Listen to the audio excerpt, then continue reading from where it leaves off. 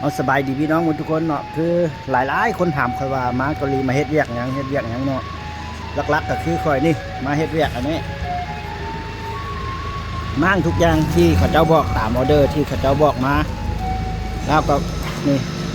แยกทุกอย่างคือรถงวดนี้เขาก็จะมั่ง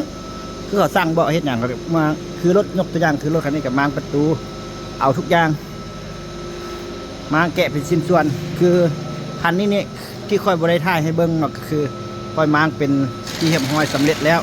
แยกอะไรทุกอย่างก็คือคันนี้นี่ค่อยมางออกเมิดเอาไปเบิ้งน้ำกันเลยว่าค่อยมางอย่างแนวใดได้เฮ็ดหลายๆคนถามแล้วก็จะเอาคำคลิปนี้เลยมาให้เป็นคำตอบเลยเนาะ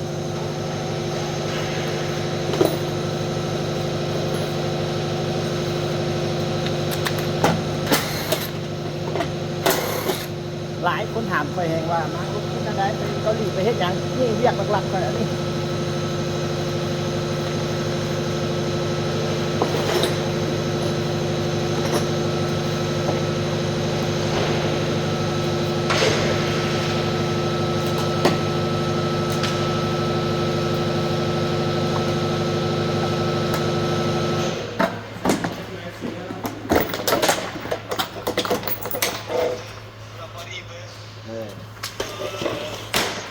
แล้วบ่ต้องถามอีกเลยว่าไปเกาหลีเฮ็ดเวียกหยังเฮ็ดเวียกหยังเบิ่งคลิปนี่แล้วจะฮู้ว่าไปเฮ็ดเวียกหยัง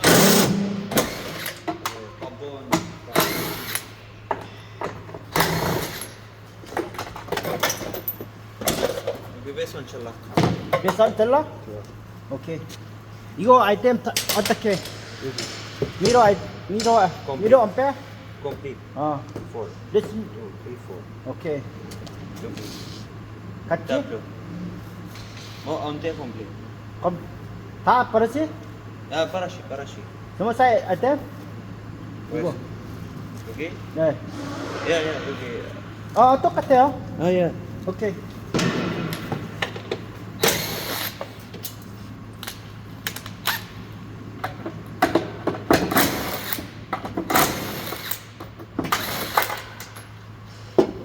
แล้ววันนี้ค่อยจะมาหลายคนผ่านมาเขาก็เฮ็ดเวียกคนเกาหลีแต่ว่าค่อยมาระยะสั้นค่อยก็ได้เฮ็ดเวียกนำพวกซีเรียแต่ว่าค่อยมากับบ่โดนดอกจังได๋ก็กลับนะใครอยากรู้ว่าไปเฮ็ดเวียกที่เกาหลีไปแนวใดเฮ็ดแนวใดแนะนำเด้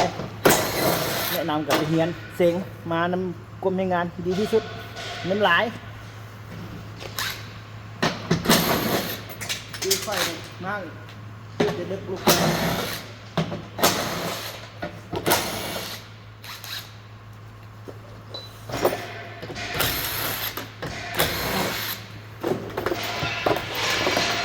ก็จะมากออกเป็นชิ้นส่วนแบบนี้เลย แล้วหลายคนถามว่าเงินเดือนดีบ่สวัสดิการดีบ่เขาถามว่าโอเลยว่ากาดีกับใครกันอยู่บ้านเฮาเนาะก็คือเฮ็ดเวียกของข้าเจ้าก็ต้องเฮ็ดตามเขาบอกหรือตามเขาสั่งก็บอกเฮ็ดอย่างกันเราก็ต้องเฮ็ด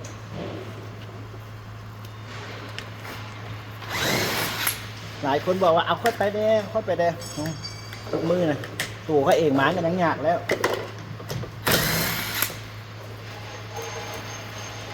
ใครอยากมาแนะนำให้ไปเรียนไปเสียงแล้วเงินเดือนจะดี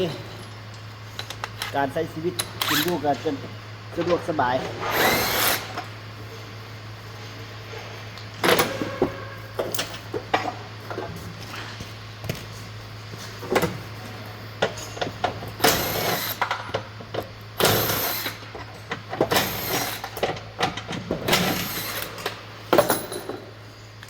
ใครจะได้อะไรยังบอกเด้อตัวใดที่เอาไปให้ไปได้หวังว่าทุกคนจะรู้แล้วเนาะคำตอบที่ว่าคนมาเกาหลีไปเฮ็ดเวียกหยังไปเฮ็ดแนวใดหลายคนก็ถามมาได้ภาษาเกาหลีบ่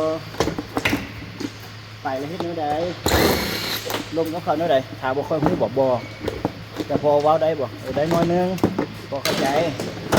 จะให้เก่งคือเขาบ่เก่งพอเขาบ่ตัว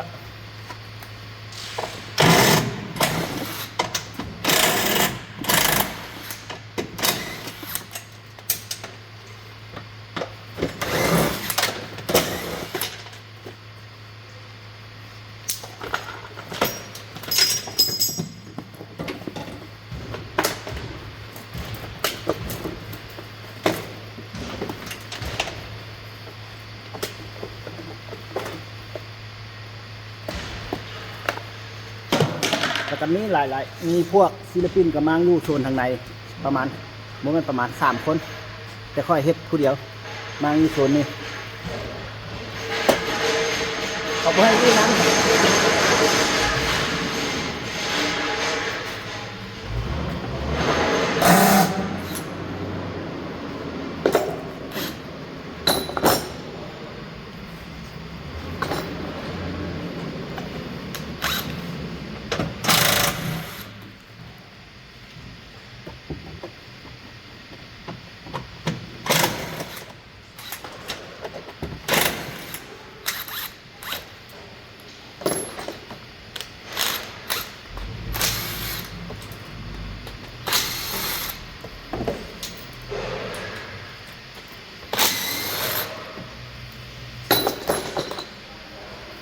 เอาหวังว่าคลิปนี้จะถ้าเป็นสาระดีก็ให้พิจารณาเบิ้งถ้าผู้ใดฮู้กับเรื่องผ่านถ้าผู้ใดบ่อยากเบิ้งถ้าผู้ใดอยากเบิ้งอยากมาก็ให้ศึกษาเนาะเกี่ยวกับมาเกาหลีการใช้ชีวิตการไปอยู่เกาหลีกับช่วงนี้ก็โอเคแดดอากาศก็ค่อนข้างดีหลายฉะนั้นถ้าผู้ใดอยากมาก็ให้แนะนำว่าไปเรียนหรือว่าไปเสียงให้มานำกรมให้งานดีที่สุดคือมานำพวกค่อยระยะสั้นอย่างนี้นะโอเคบอกก็ดีนึงดีบอนไหนว่าดีบอนว่าได้มาไว้กลับไว้ได้ไปเที่ยวใส่เงินเมื่อไหร่ก็คิดมาหาความหมายบ่แม่นอย่างดอกบ่อยากอยู่บ่อยากมาเด้อยากมาโดนเอาฝากซ้ำนี้แหละเฮ็ดเวียกกัน